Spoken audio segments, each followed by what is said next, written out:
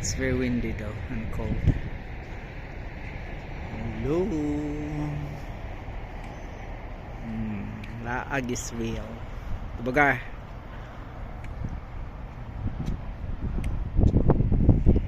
So this view looks down on the ancient part of Dover. The road was built to I'm not covering you.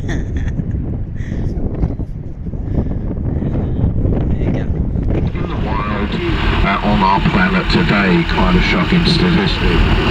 Two here at Port Lympne as part of our ongoing breeding program, and hopefully in the fullness of time, should they produce offspring and their offspring produce offspring, eventually they will return back to their natural environment. And I have to say, folks, when I was driving the truck yesterday, I don't know whether you can see those tree boughs, or basically trees, just down there by the perimeter of the fence.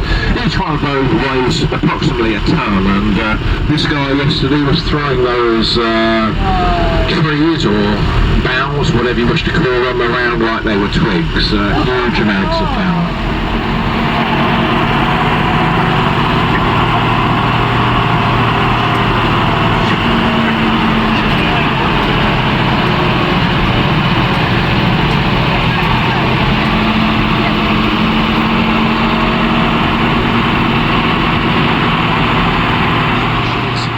Rather aggressive towards other animals, and you'll notice, folks, it has a pair of very small, extremely sharp horns, which, given the mind to do so, these guys can do an awful lot of damage. They really can.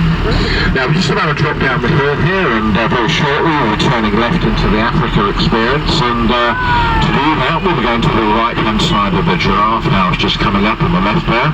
And I think it's worth mentioning, folks, at this point, that that giraffe house was actually built and constructed by the donations of Vic Reeves, the TV comedian. Alpha male, the daddy giraffe, he has 2 wives and 3 children. And I'm sure you good folks are all aware that the giraffe is Earth's tallest terrestrial creature.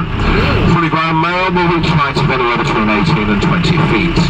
Both sexes possess those very small stubby horns you see there, folks, which they use both offensively and defensively. What they tend to do is swing their neck and head into each other, and more or less use their head and neck like such.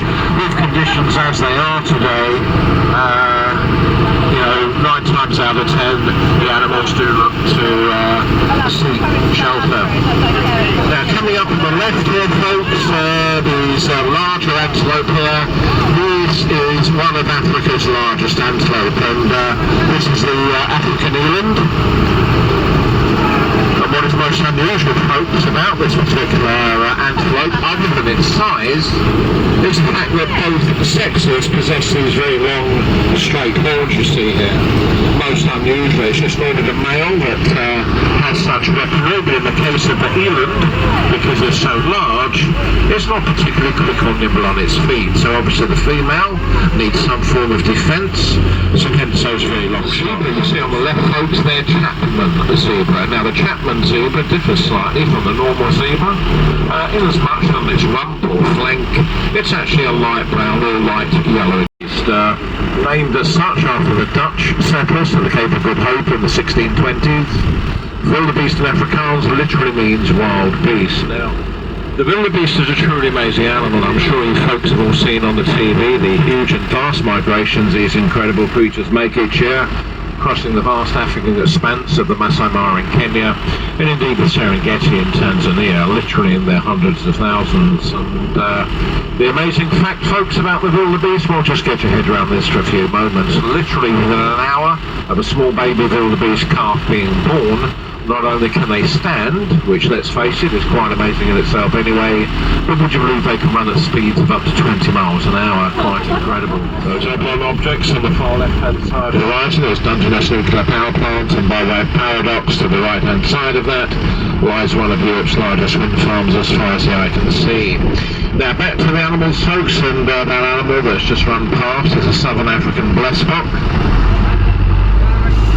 Very distinctive facial features and those very prominently curved horns. aggressive creature. Believe it or not, it's one of the most aggressive creatures in the animal kingdom. And I think that can be best summed up and described by the fact that if you care to have a look at the size of the ostrich's body, you then compare that body mass to the size of the head, well, without disrespecting the animal too much, not a great deal happening upstairs, and as a result, upon occasion, the bird can be extremely aggressive. I am the king here. How dirty?